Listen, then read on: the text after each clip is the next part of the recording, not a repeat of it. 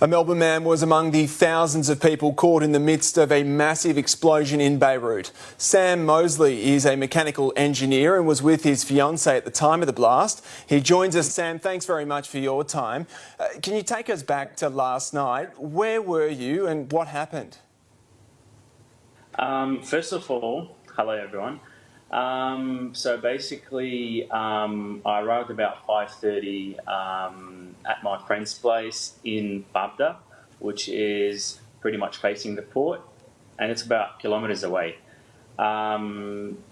We had a few conversations, and then about 6 o'clock, when the massive explosion happened, and yeah, as you knew, so it was pretty bad.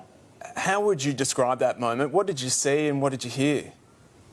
Honestly, at the first, like when we sat down, a few minutes after that, I just felt like the whole building is shaking, but like it's just like small waves.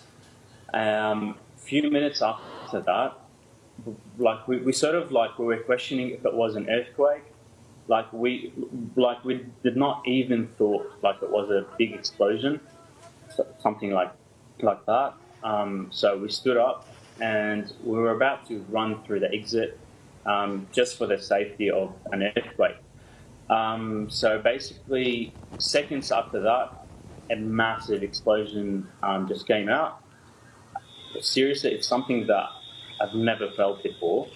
So I didn't even know what to do. So basically, we ran down the stairs, we went out of the building, and to see, like, I didn't even look at Beirut because it's just facing at the building. So basically, when I look at the sky, there was a huge red cloud above Beirut. And then I realized, oh, it could be an explosion. So I went back to the house just to check on the news and looked at from out the window. It was like really bad. What was your immediate reaction after that explosion? Were you okay? Were there people running around injured? What was that like? Look, I couldn't even explain how bad is the actual. It really felt like a really bad earthquake. Apart from the sound, like it sounded really like a really intense sort of explosion. It's pretty massive. It's very big. Did you get any sort of sense of the scale of the damage from there? We've seen that terrifying footage. What's happened on the street level? We had a lot of blown glasses, and I'm telling you, like, we're kilometres away, and still we had a lot of broken glasses in the house. It's terrible, like all the shops and stuff. So yeah, like if you actually had a look on the news, there was like the cars were blown away. Yeah, the city is pretty bad, like in a pretty bad condition at the moment. Yeah, we know that thousands of people have been rushed to hospital now. What's the mood of the city at the moment? It's really sad. Like really touching words yesterday on the news from Lebanon.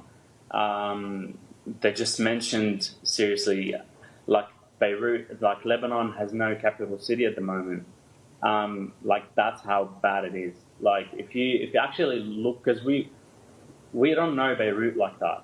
Beirut is a beautiful city, but yesterday the photos, seriously, like it made me cry yesterday, and all these innocent people that are still missing, like thousands of people missing, and people like families went down to Beirut looking for their children or the loved ones.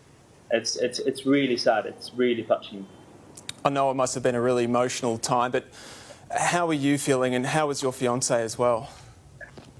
Thank God. My fiancée was in real shock. Her brother works as a reporter in the TV, so he has to be in such scenes and stuff. So basically, she was so worried and like so stressed out. Like pretty much everyone in Lebanon, you can actually tell on their faces, like everyone is in shock of what happened. Do we have any idea now what caused it? I know there's talks about chemical compound, but what's the latest that you're hearing? Basically, there's nothing clear at the moment.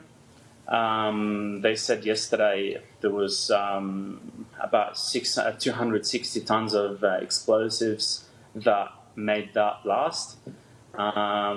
There's still nothing clear at the moment, unfortunately. I don't know where's the lack there, but yeah, at the moment, they don't know. Like, no one knows what's the real situation that happened yesterday. But all what we knew is there's a fire that happened at the very beginning and caused that explosion. It must be a really traumatic time over there. Sam, thanks very much for your time, and we wish you all the best. Thank you so much.